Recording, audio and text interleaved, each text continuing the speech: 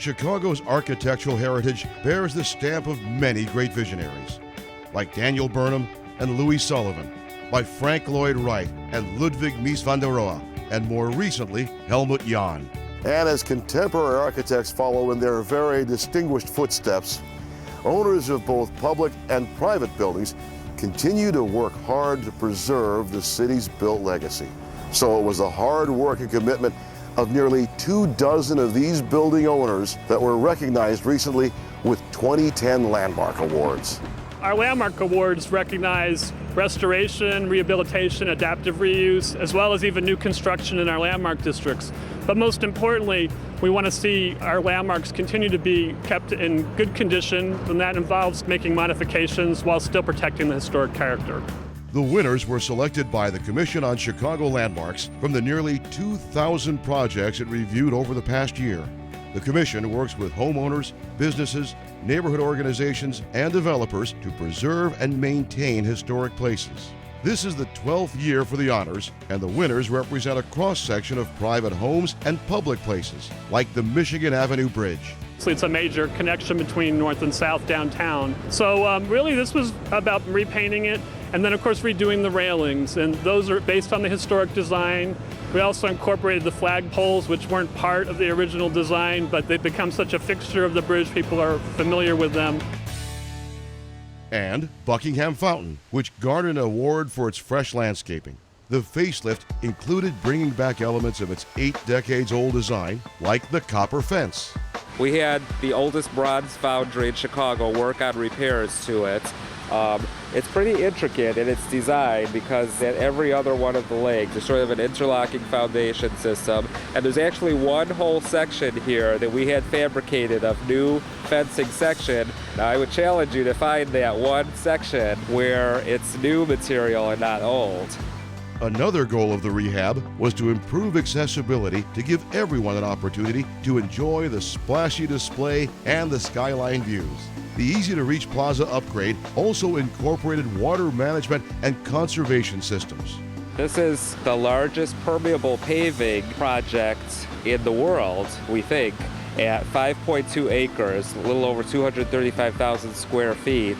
We are able to keep a huge volume of water out of the city sewer system and keep it from ponding as well. In a heavy rain, the site dries out within about a half hour. Several other public places clinched awards for their expert work. The Louis Sullivan designed Carson Pirie Scott & Company building's cast iron ornament was completely removed piece by piece and repaired, repainted, and reinstalled. What Sullivan's probably most famous for is actually his ornament. It's more organic. It's not based on classical details as much of historic architecture was. And Sullivan's ornament is so unique that it actually has its own name. It's called Sullivanesque ornament. Metra's 99th Street Station, a Queen Anne-style relic built in the 19th century, recaptured its original look with a new roof, siding, and windows.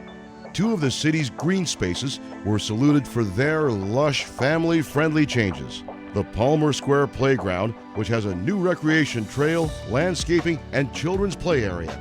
And Printers Row Park doubled its footprint to make room for whimsical benches and inviting landscaping.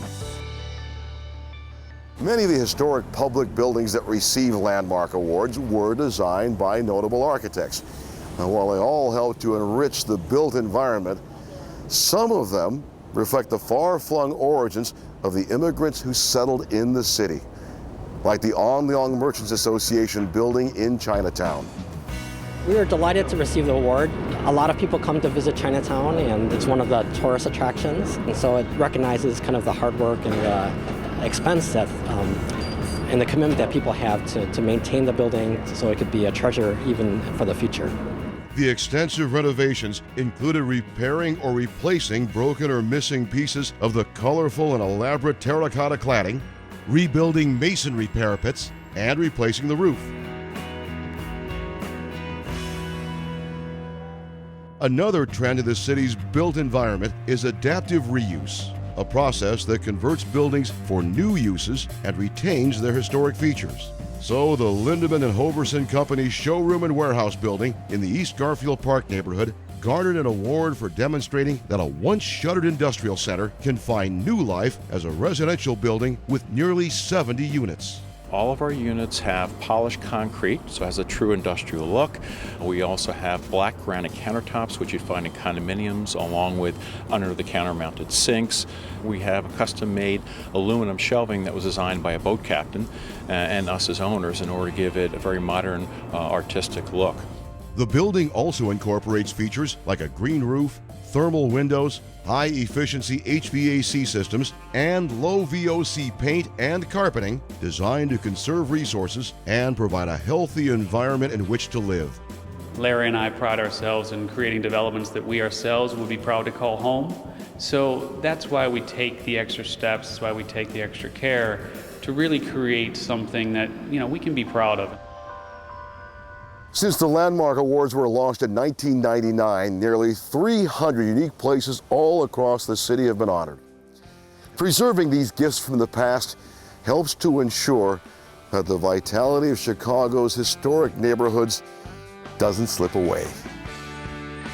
I think it just proves that these are an important part of our economic development strategy, our tourism strategy. They're part of what makes Chicago unique. It's part of what makes our neighborhood special. It's what differentiates us from other cities in the Midwest and certainly throughout the country, that we value our historic architecture.